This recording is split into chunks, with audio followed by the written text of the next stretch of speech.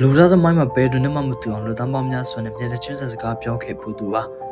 ါစုစုပေါင်းလူသား235တန်းလောက်ရှိပါတယ်ဒါပေမဲ့အာကစားကွင်းကြီးတွေမတိုင်ခင်အမေရိကန်သမ္မတ7နေရာနဲ့တည်တတ်မသွေးဆုံခင်ဗျားကတော့သူဟာတရားတော်မဟုတ်ချင်တဲ့မဟုတ်ချင်ကြလို့လက်သမားလေးတယောက်ပါ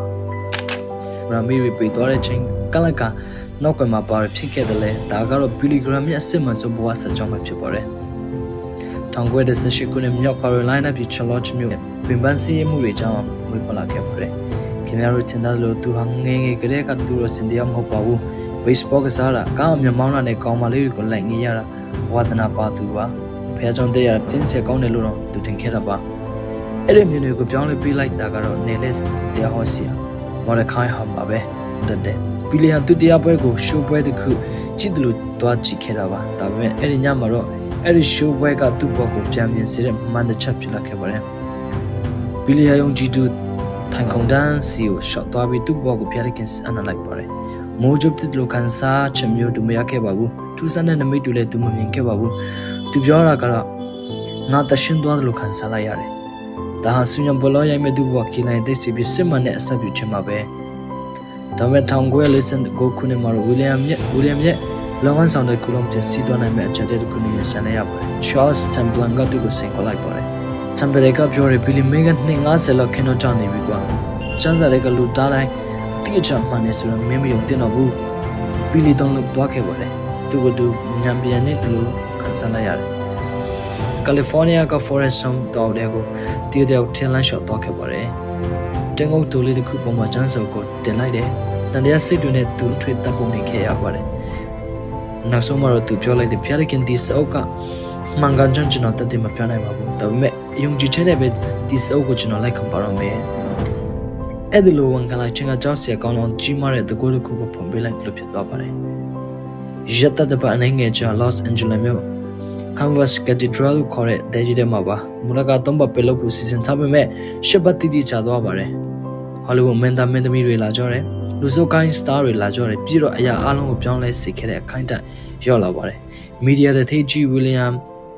Randolph Hearts ကသူ့ editor အားလုံးစီကျင်းတဲ့ဆက်သဆောင်ပို့လိုက်ပါတယ်စလုံးနှလုံးထဲမှာ Buff Graham တိတ်ပေကတော့ဒီကောင်လေး Graham နာမည်ကြီးအောင်လုပ်ပေးလိုက်ဆိုတဲ့သဘောပါပဲအဲဒီနောက်တညာတဲ့နဲ့သူနာမည်ကြီးတော့ပါတော့တယ်1950နဲ့60ခုနှစ်တည်းရွှေခေတ်ပါပဲသူကရိုးရိုးတရားဟောဆရာမဟုတ်တော့ပါဘူးယဉ်ကျေးမှုပြောင်းရွတစ်ခုဖြစ်လာပါပြီဒါပေမဲ့ကဘာကြီးကတော့အကွဲကွဲအပြောင်းပြဖြစ်နေချိန်မှာစစ်အေးတိုက်ပွဲတွေလူမျိုးရေးခွဲခြားမှုတွေရှိနေခဲ့ပါတယ်ဝေဖန်သူတွေကတော့ဘီလီယာအခွင့်အရေးနဲ့ပတ်သက်ရင်တိတ်ပြီးတည်းကြီးလွန်းတယ်လို့ပြောကြတယ်အစပိုင်းမှာတော့ဟုတ်ပါတယ်ဒါပေမဲ့1953ခုနှစ် Tennessee ပြည်နယ် Chattanooga မြို့မှာတော့သူတရားဟောမဲ့တဲတဲ့ကို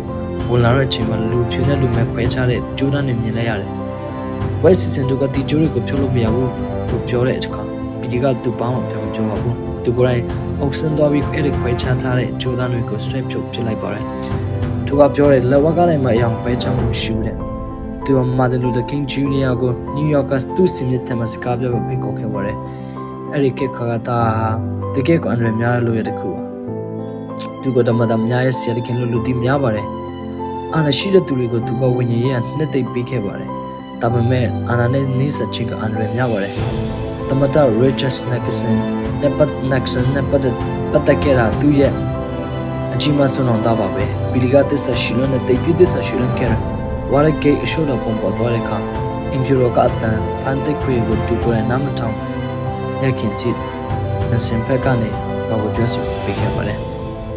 သူငယ်ချင်း Nixon ဆက်ဆိုဂျိမ်းမောင်းနေရတွေမကောင်းကြံစည်နေတာတွေကိုတိတ်ကိုယ်ထဲမှာကြားလိုက်ရတဲ့အခါဘီလီတော်လေးစိတ်ထိခိုက်သွားပါတယ်သူမကြွေးခဲ့ပါတယ်ဒါကသူ့အသက်တင်ကန်းစားတစ်ခုပါပဲပြတ်တဲ့ကနိုင်ငံတော်ကနိုင်ငံရေးပါတီတွေနဲ့ပူးပေါင်းခြင်းမပြုတဲ့မှုဆိုတာပါပဲသူကနောက်ပိုင်းကာလတွေမှာလူငယ်ခေါင်းဆောင်တွေကိုသူတတိပေးခဲ့ပါတယ်နိုင်ငံရေးနဲ့ကင်းကင်းနေကြပါအမွေကလေးတရားကိုတော့ဟောကြပါတယ်ရာစုတကရောက်လာတဲ့အခါစစ်တပ်နဲ့တရားဟောဆရာနေကိုတောက်ခဲ့ပါပြီမိုးချိုးဖြစ်တယ်လို့ဟင်းထွက်ခဲ့ဖူးတဲ့အတန်းတုံးညင်းနဲ့လေပြေးလေးလိုဖြစ်သွားခဲ့ပါတယ်2009ခုနှစ်မှာတော့သူ့ဘဝရဲ့ကြောက်ရွံ့ပွဲစနီးတဲ့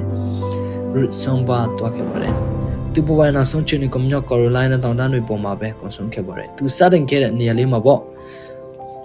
့သူတခါကပြောဖူးတဲ့တနေ့ချန်ဘီလီဂရမ်တည်ဆုံးပြီဆိုတဲ့သတင်းကိုခင်ဗျားတို့ကြားရလိမ့်မယ်အဲ့ဒီသတင်းကိုလုံးဝမယုံလိုက်ပါနဲ့အဲ့ဒီအချိန်ကျရင်ကျွန်တော်ဟာယခုလက်ရှိအချိန်သက်တော့ပို့ပြီးအသက်ရှင်နေအောင်ပါပါတယ် ဘီလီဂရမ်မှာပြည့်ပြည့်စုံသူတယောက်မဟုတ်ပါဘူးသူလည်းမာနတွေနဲ့ငါရေးတွေပြောင်းလဲနေတဲ့ခေတ်ကာလတွေရုန်းကန်ခဲ့ရတဲ့လူသားတယောက်ပါပဲဒါပေမဲ့သူ့ရဲ့စစ်မှန်မှုကလူသားပေါင်းများစွာကိုဆက်ဆံနိုင်ခဲ့တာပါသူဟောတဲ့အရာတွေသူကိုယ်တိုင်ယုံကြည်တယ်တရင်သူတွေနဲ့ရှုပ်သွင်းနေတဲ့ကဘာမြေကြီးမှာဒီကဘာမြေကြီးမှာရိုးရိုးရှင်းရှင်းယုံကြည်တဲ့ဝန်သူတယောက်ကတန်လိုက်လို့ဆက်ဆံမှုရှိနေတတ်ပါတယ် The moment you read in the paper that Billy Graham is dead, you'll know that he's more alive than he's ever been before, and I'm in paradise.